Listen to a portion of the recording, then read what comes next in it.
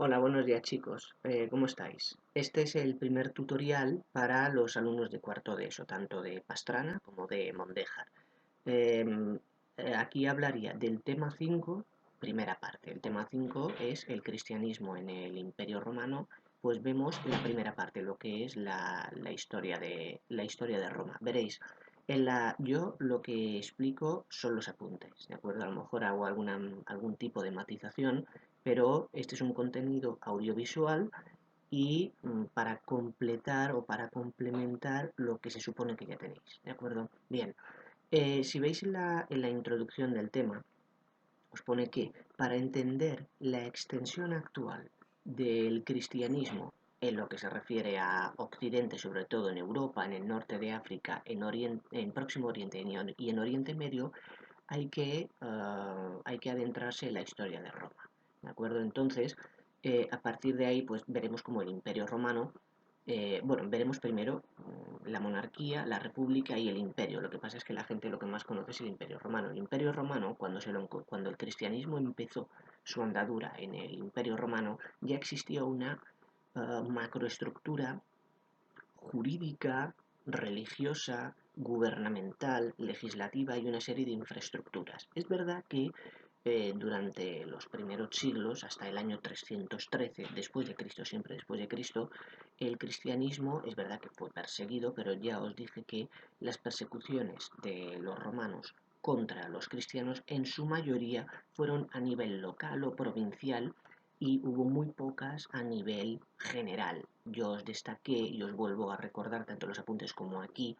La peor de todas fue la del emperador Diocleciano en el año 303 después de Cristo, ¿de acuerdo? Entonces ya vimos cómo el cristianismo fue legalizado en el año 313 a través del edicto de Milán por los emperadores Constantino en Occidente y Licinio en Oriente, y cómo en el año 380 el emperador Teodosio I, a través del edicto de Tesalónica, convirtió al cristianismo en la religión oficial del imperio. Entonces nosotros vemos o podemos comprender la extensión actual del cristianismo a través de la historia de Roma, monarquía, república e imperio. Entonces vamos a empezar primero con la fundación de Roma, ¿de acuerdo? Fijaos, en el siglo I antes de Cristo, el primer emperador romano, Cayo Julio César Octaviano, le encargó al escritor y poeta Virgilio que escribiera los orígenes divinos del Imperio Romano. Entonces Virgilio escribió la Eneida. En la Eneida, Virgilio nos cuenta cómo un troyano escapó de la guerra de Troya. La guerra de Troya se cree que tuvo lugar más o menos en torno al año 1200 a.C. Entonces, este troyano se llamaba Eneas. Eneas huyó de Troya y fue a parar a Cartago. Cartago es la actual Túnez, en el norte de África. Allí estaba en ese momento una princesa llamada Dido. Dido se enamoró perdidamente de Eneas. Eneas se fue de Cartago y Dido se suicidó. De alguna manera aquí Virgilio nos está explicando el origen de lo que serían después las guerras púnicas, los enfrentamientos que hubo, los tres enfrentamientos entre la República de Roma y la superpotencia cartaginesa, ¿de acuerdo? Que ahora después de esas tres guerras púnicas hablaremos ahora. Entonces, Eneas después fue a Italia y allí pues tuvo su descendencia. Dos de sus descendientes fueron los hermanos Rómulo y Remo. Rómulo y Remo fueron criados, amamantados y criados por Luperca, que era una loba, Luperca o loba capitolina. Entonces, cuando crecieron, los hermanos Rómulo y Remo decidieron que había que fundar una ciudad a las orillas del río Tíber. Entonces, tened en cuenta que la actual ciudad de Roma está rodeada por 7 colinas. Entonces, Rómulo dijo, hay que fundar Roma en el monte Palatino. Y su hermano Remo dijo, no, no, hay que fundar la ciudad en el monte Aventino. Entonces, los hermanos marcaron una frontera, esto es lo que nos cuenta Virgilio en la Eneida, para desafiar a su hermano, atravesó la frontera, entró en el monte Palatino y Rómulo mató a su hermano y fundó la ciudad de Roma. Entonces, esto es lo que nos cuenta Virgilio en la Eneida.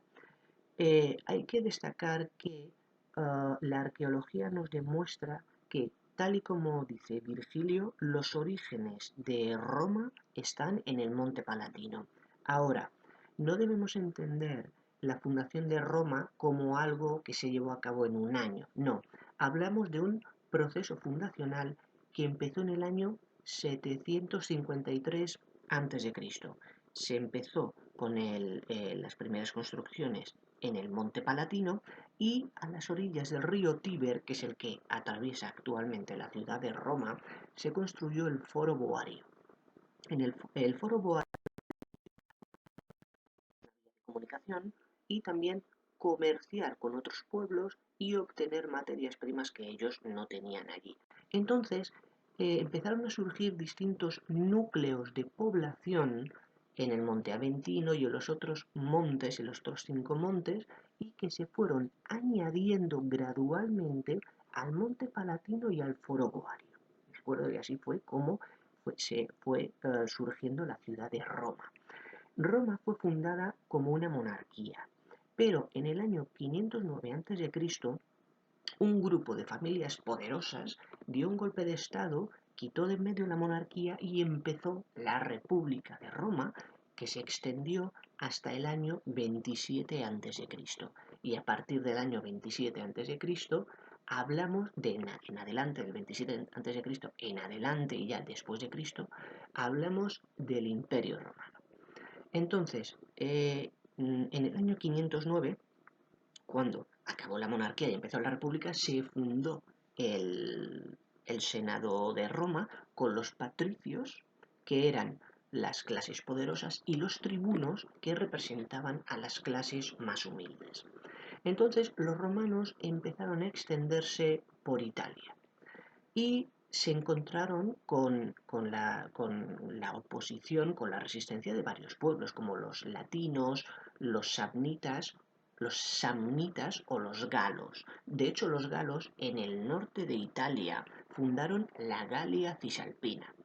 Ya en el año 280 a.C., los romanos invadieron las ciudades griegas que había en Italia. Entonces, las ciudades griegas le pidieron ayuda al rey griego Pirro.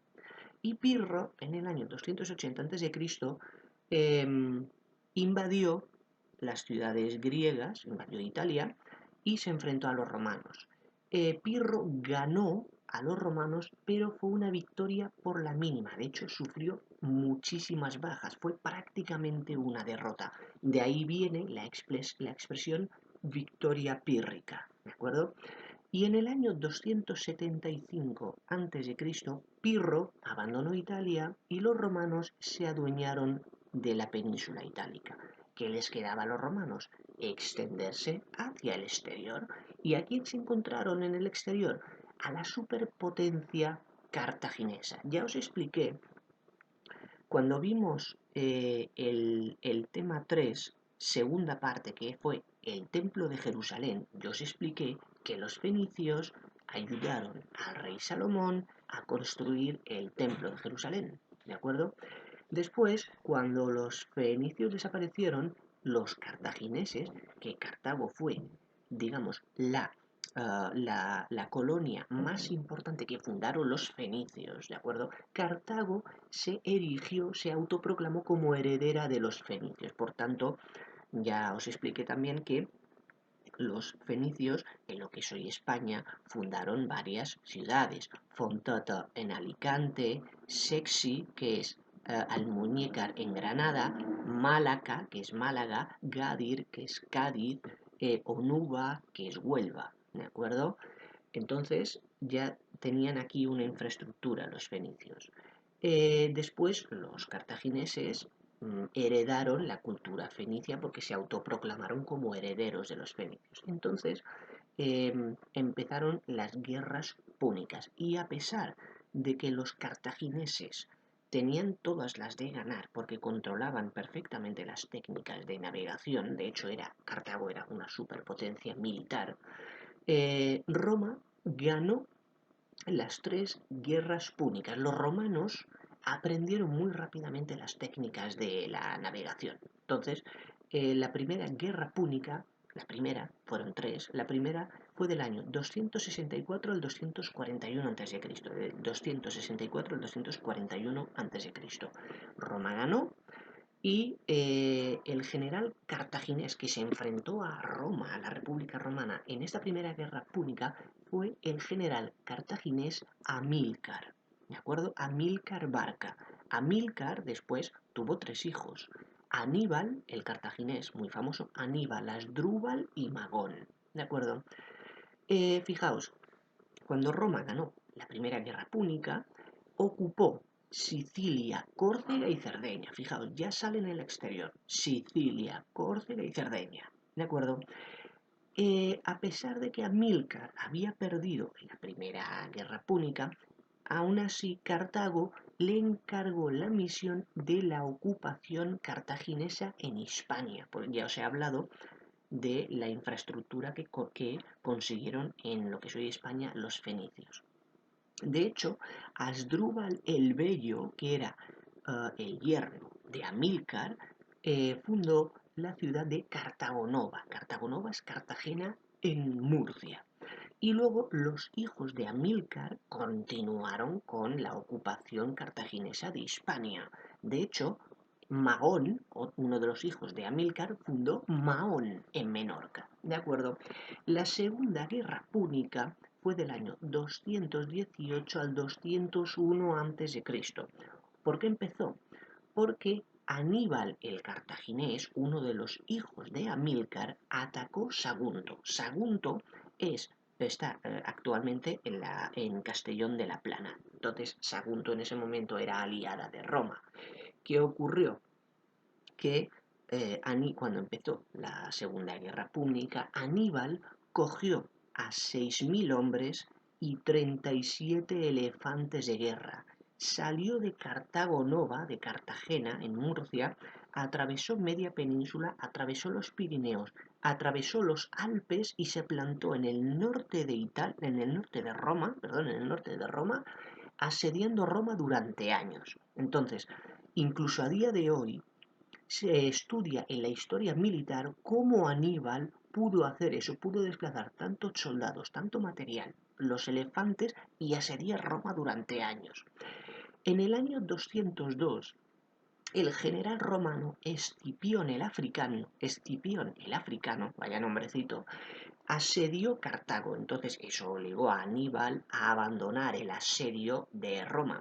Y el general romano Escipión el africano y el general cartaginés Aníbal se enfrentaron en el año 202 a.C. en la batalla de Zama. Ganó Escipión el africano. ¿Por qué? Porque justo al lado del actual Túnez encontramos Argelia, ¿de acuerdo? En ese momento Argelia se llamaba Numidia, ¿de acuerdo? Numidia ayudó, los númidas ayudaron a Escipión contra Aníbal. Entonces, cuando acabó la Segunda Guerra Púnica con la victoria romana, entonces Roma, para premiar a los númidas, fundaron el reino de Numidia, ¿de acuerdo? La actual Argelia, que está al oeste de Túnez, del actual Túnez. Bien, y después ya Roma, después de esta Segunda Guerra Púnica, no solo creó el reino de Numidia, sino que ocupó la Galia Cisalpina, lo que sería ya el norte de Italia, pero saliendo fuera de Italia, y también empezó a ocupar Hispania, lo que es hoy España y Portugal, ¿de acuerdo? Con la Primera Guerra Púnica, Sicilia, Córcega y Cerdeña, y con la Segunda Guerra Púnica creó el reino de Numidia, en el norte de África, y empezó a ocupar ya la Galia Cisalpina en el norte de Italia e Hispania, lo que son España, lo que son hoy España y Portugal. La Tercera Guerra Púnica tuvo lugar del año 149 al 146 a.C. ¿Por qué ocurrió esta Tercera Guerra Púnica? Fue algo preventivo. Roma pensó, vamos a atacar a Cartago antes de que se pueda rearmar y así no nos atacará. Entonces, del 149 al 146 a.C., Tercera Guerra Púnica, que fue lo que le sirvió a Roma para rematar a la superpotencia cartaginesa, borró del mapa a Cartago, ocupó lo que es, ya empezaba a extenderse por el norte de África y también ocupó Grecia. O sea, con esta segunda guerra púnica borró del mapa Cartago y empezó a extenderse más por el norte de África y ocupó Grecia y ya estaba controlando el Mediterráneo. ¿De acuerdo? Entonces, pues veis cómo Roma, la República de Roma, se fue extendiendo, ¿de acuerdo? Pero después de las tres guerras púnicas, ya a partir de la segunda mitad del siglo segundo antes de Cristo, Roma tuvo que hacer frente a 7 problemas, ¿de acuerdo? El primero fue la reforma agraria. Resulta que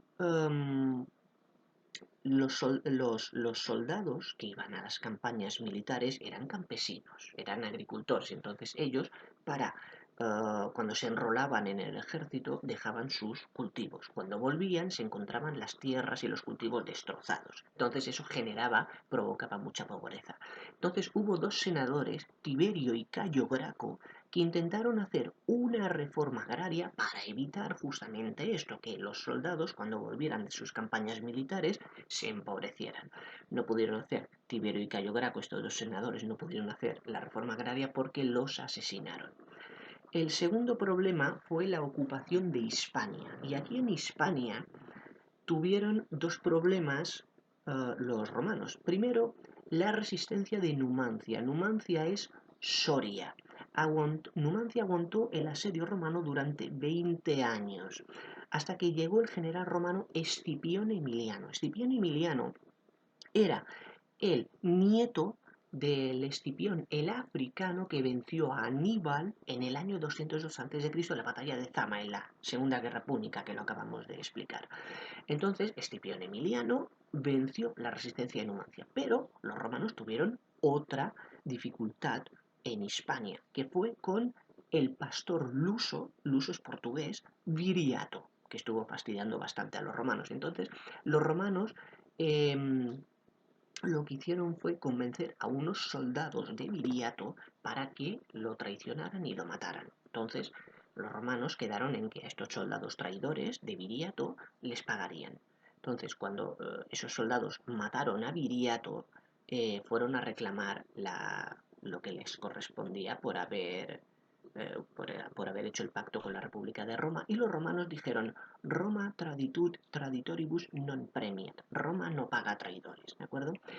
El tercer problema para Roma fue la guerra en Numidia. Ese reino que se creó después de la Segunda Guerra Púnica, lo que es hoy Argelia, pues uno de los sucesores, llamado Yugurta, no yogur, Yugurta, mató a los otros aspirantes al trono y provocó una desestabilización en el reino de Numidia.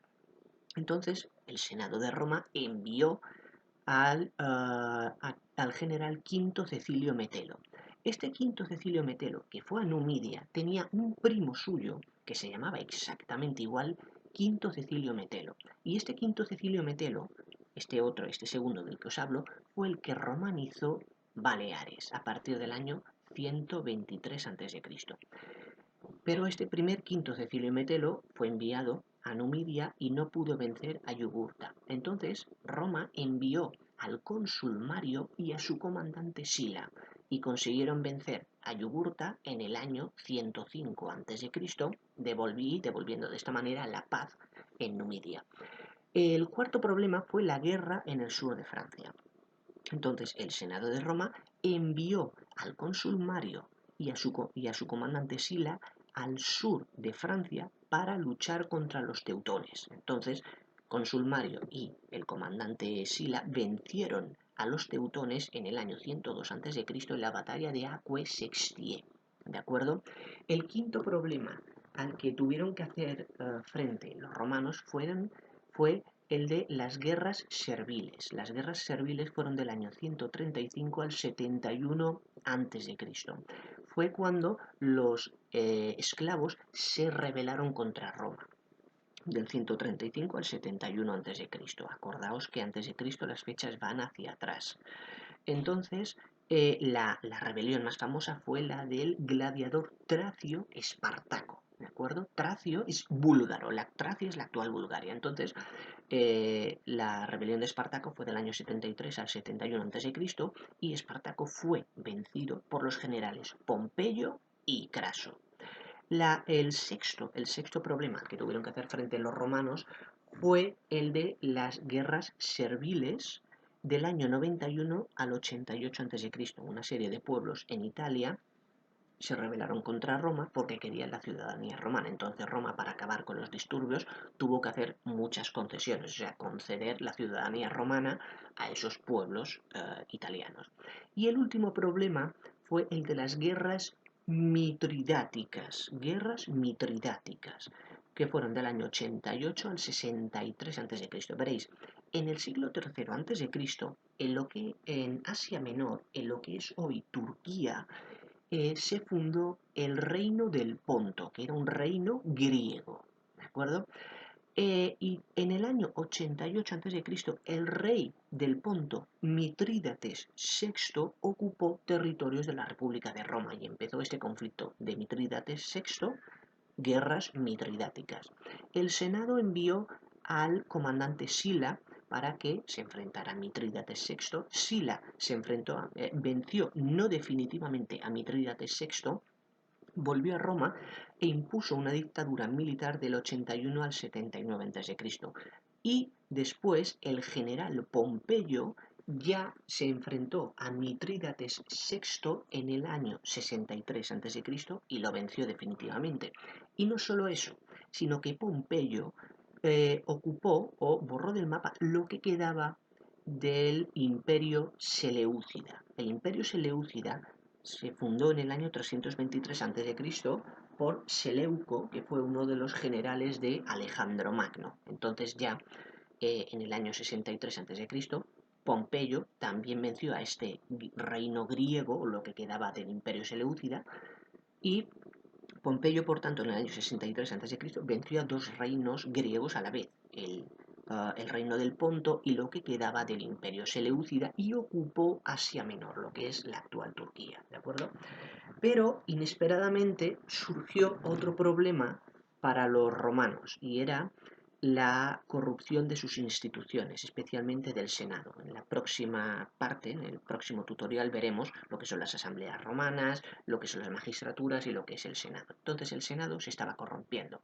De hecho, el senador Sergio Catilina, en el siglo I a.C., intentó dar un golpe de Estado para acabar con la República, pero hubo otro senador que detuvo el golpe de Estado, que fue Marco Tulio Cicerón. Cicerón lo que hizo fue avisar del intento de golpe de Estado del otro senador que era Sergio Catilina. Entonces, había tres generales romanos que vieron cómo el Senado se estaba corrompiendo y la República corría peligro. Entonces, ¿quiénes eran estos tres generales? Cayo Julio César, Pompeyo y Craso. Entonces ellos, en las sombras, de alguna manera extraoficialmente, fundaron lo que se conoce como el primer triunvirato, que fue extraoficial, para evitar que la república cayera. Tened en cuenta que en ese momento los soldados iban al ejército para enriquecerse y los generales romanos, a través de sus campañas militares, conseguían mucho poder político. Veréis, en una de las campañas militares, Craso murió.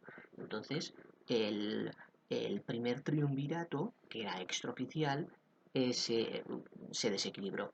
Entonces, el Senado de Roma vio como el general Cayo Julio César obtenía mucho poder político a través de sus victorias militares. Fijaos, él ocupó, Cayo Julio César, ocupó lo que son actualmente Francia, Bélgica, Suiza, Holanda, parte de Alemania y empezó con las primeras invasiones de Reino Unido, de Britania. Entonces, luego, por ejemplo, él también, cuando estaba en las Galias, en lo que es la actual Francia, escribió La Guerra de las Galias, que era un diario militar, y él comenta pues sus estrategias militares y que tuvo problemas con un general galo llamado Vercingetorix. Entonces, el Senado de Roma, para evitar una dictadura por parte de Julio César, lo que hizo fue nombrar a Pompeyo como cónsul único, como hombre fuerte de la República, y ordenó a Cayo Julio César dejar sus tropas en el norte de Italia y presentarse en Roma. Claro, en ese momento los generales no podían atravesar con sus tropas el río Rubicón. El río Rubicón está en el norte de Italia. Entonces, eh, Julio César, para desafiar a Roma, atravesó el río Rubicón con sus tropas y lanzó una moneda al aire y dijo su famosa frase, alea iacta est, la suerte está echada. ¿De acuerdo? Entonces, Pompeyo huyó de Roma y Julio César pensó en ir directamente a por él, pero dijo, mirad, Hispania está en manos de Pompeyo. Lo que voy a hacer es ir a Hispania, la haré mía y así me cubriré la retaguardia y podré ir a por Pompeyo. Y fue lo que hizo. Fue a Hispania, la hizo suya y fue a por Pompeyo. Se enfrentó a Julio César y Pompeyo se enfrentaron en la batalla de Dyrrachium en el año 48 a.C. en lo que es la actual Albania. Ganó Pompeyo, pero Julio César pudo rehacerse y venció definitivamente a Pompeyo en la batalla de Farsalia en Grecia en el año 48 a.C. también e impuso una dictadura militar. ¿De acuerdo? Entonces, del año 48 al 44 a.C. no había república, estaba la dictadura militar de Cayo Julio César. Hubo dos senadores que fueron Casio y Bruto, que planearon una conspiración para asesinar a César. A esta conspiración se la conoce como los Idus de Marzo, que acabó con el asesinato de Julio César en el año 44 a.C. Hubo tres generales que estaban a favor de la dictadura de César y reaccionaron contra el asesinato de Julio César creando el segundo triunvirato, que a diferencia del primero, el segundo triunvirato ya era oficial. ¿Quiénes eran? Cayo Julio César Octaviano, hijo adoptivo de Cayo Julio César, Marco Antonio y Lépido. Estos tres generales, como expliqué en la primera evaluación en la cronología de historia de Israel, se pelearon. Lépido desapareció, se supone que los otros dos generales se lo cargaron y Cayo Julio César Octaviano y Marco Antonio en el año 31 a.C. se enfrentaron en la batalla naval de Actium, que fue una auténtica carnicería, ganó Octaviano y en el año 27 a.C. pasó a ser ya el primer emperador de Roma, ¿de acuerdo? Ya acabo este tutorial, hemos visto la historia de Roma desde su fundación hasta ya el Imperio Romano y en el próximo tutorial veremos las características del Imperium, de las características de Roma, luego veremos cómo el cristianismo, las causas a través de las cuales se expandió por el Imperio Romano y veremos también lo que son lo que eran las instituciones romanas, lo que eran las asambleas, las magistraturas y el Senado, y también veremos qué es eso de Imperio Romano Occidental y Oriental, ¿de acuerdo? Entonces, esto ya en el próximo tutorial. Vale.